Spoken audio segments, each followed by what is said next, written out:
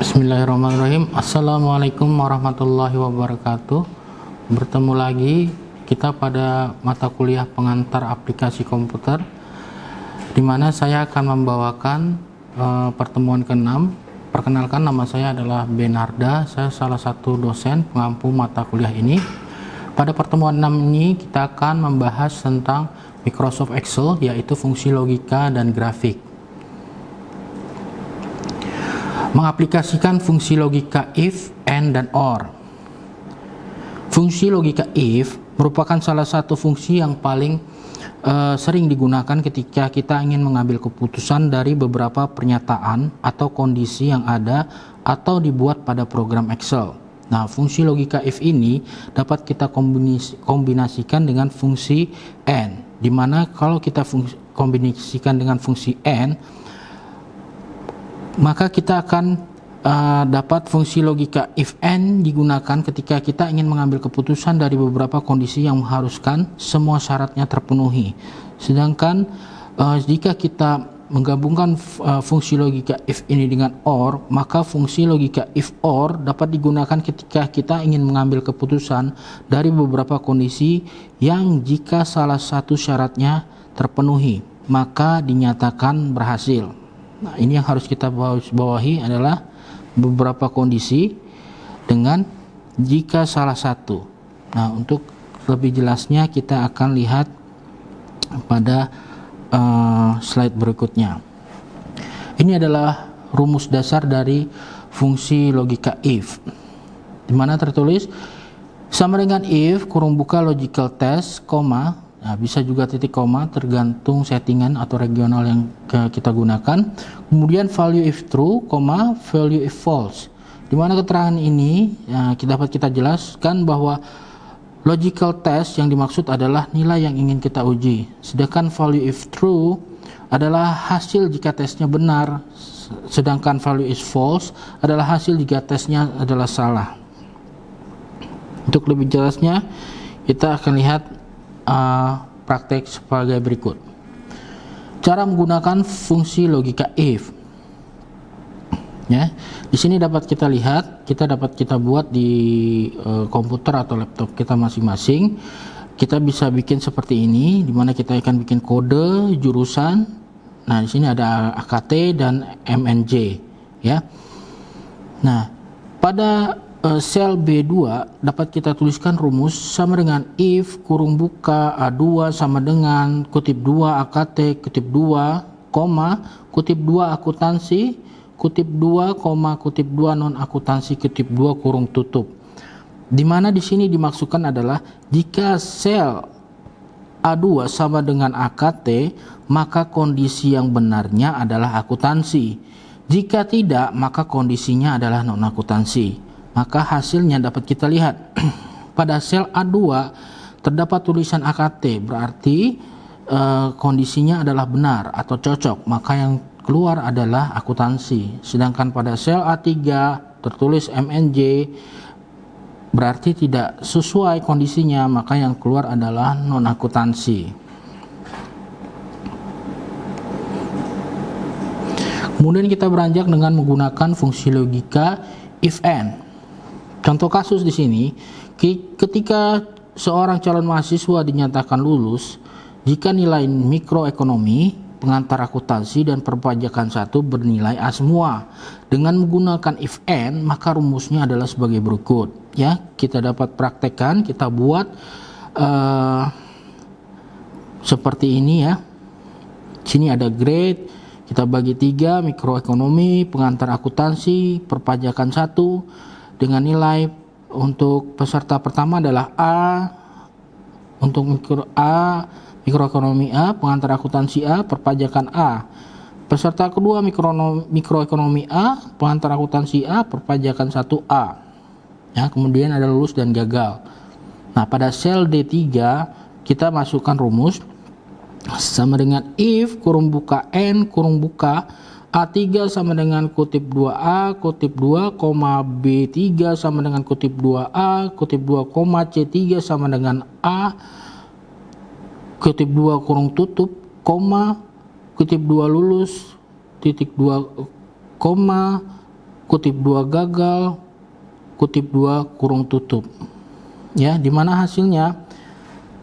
Maka kita dapat baca dari rumus tersebut yang dimaksud adalah jika sel A3 sama dengan A, sel B3 sama dengan A, sel C3 sama dengan A, maka dinyatakan lulus. Jika tidak memenuhi persyaratannya maka gagal.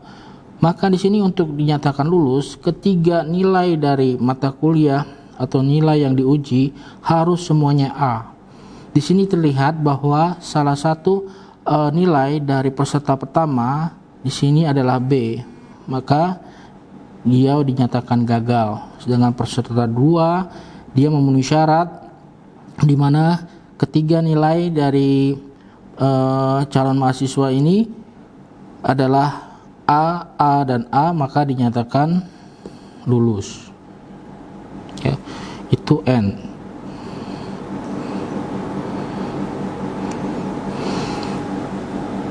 Nah, kemudian beranjak menggunakan fungsi logika if or. Contoh kasus, seorang calon mahasiswa dinyatakan lulus jika salah satu, nah ini yang harus kita garis bawahi, nilai dari mikroekonomi, pengatur akuntansi atau perpajakan 1 bernilai A. Dengan menggunakan fungsi if or, maka rumusnya sebagai berikut ya. Kita guna bikin juga seperti tadi ya. Dimana di sini kita bagi dua, mikroekonomi, pengantar akuntansi, perpajakan 1 ya. Di sini ada peserta pertama dengan nilai C, A, B, peserta 2 dengan nilai B, C, B ya. Pada sel D3 ya, kita masukkan rumus sama dengan if kurung buka or kurung buka A3 sama dengan kutip 2A kutip 2, B3 sama dengan kutip 2A kutip 2, C3 sama dengan kutip 2A, kutip 2 kurung tutup, kutip 2 lulus, kutip 2, kutip 2 gagal, kutip 2 kurung tutup. Maka hasilnya adalah, kita baca dulu rumusnya. Yang dimaksud dengan rumus tersebut, kita baca sini.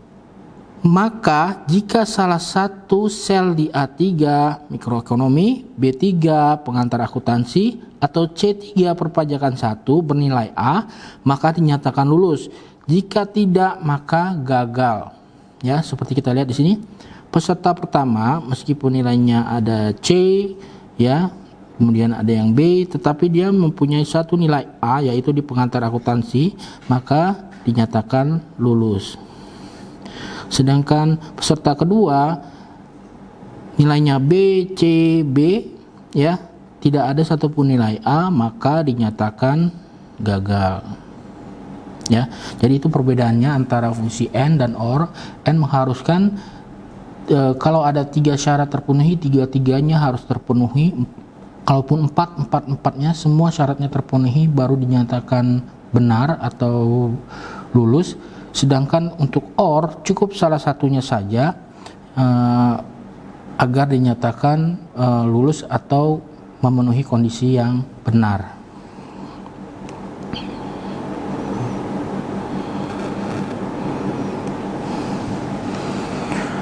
Nah, kemudian kita berangkat ke pembuatan grafik pada Microsoft Excel ya. Di sini kita bisa lihat ya, kita dapat buat di komputer atau di laptop kita ya, pada program Excel khususnya ya, kita bikin ya tabel sebagai berikut ya. Jenis kelamin ada jumlah pria wanita, prianya 56, wanitanya 44 dengan total 100 ya. Setelah kita buat itu ya, kita blok ya, perhatikan selnya ya. Kita blok mulai dari sel A1 sampai ke B3 ya. Lalu kita pilih insert ya, chart, kolom chart. Nah, di sini kita bisa pilih sesuai apa yang mau kita tayangkan atau kita pakai grafiknya ya, di sini digunakan adalah grafik batang ya, maka hasilnya akan seperti ini ya. Yang perlu saya garis bawahi adalah grafik ini adalah sumber informasi di mana kita akan menampilkan sebuah data yang dapat menjelaskan kepada audiens kita apa yang mau kita jelaskan tentang data-data tersebut ya. Jadi hati-hati dalam menggunakannya, karena justru kalau kita salah menggunakan grafik ini malah membingungkan gitu ya. Jadi ada beberapa macam jenis grafik. Kalau ini kita sebut adalah grafik batang, ada juga grafik yang berbentuk lingkaran atau kita sebut grafik pie. Nah, itu biasanya untuk proporsi. Ada juga grafik yang berbentuk garis yang kita sebut dengan line. Jadi sesuaikan data Anda dengan apa yang ingin Anda jelaskan kepada audiens. Baik, saya kira demikian untuk materi kita kali ini. Terima kasih atas perhatiannya. Mohon maaf segala kekurangan. Billahi taufik wal hidayah. Wassalamualaikum warahmatullahi wabarakatuh.